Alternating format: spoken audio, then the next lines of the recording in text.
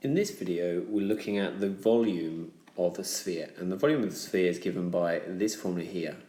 V equals 4/3 pi r cubed, where r is the radius. So for this question where we're working out the area of the whole sphere, first I obviously write down the formula, 4/3 pi r cubed.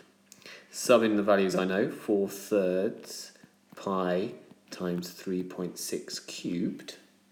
And then using my calculator, I'm going to get the volume to be 195.342, etc. And to three significant figures, this would be 195 centimeters cubed.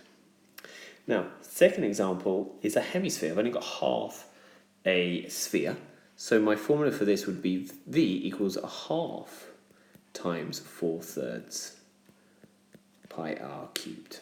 So subbing the values in, we've got V is equal to a half times 4/3 pi r, and r this time is 30, and obviously we're going to cube that.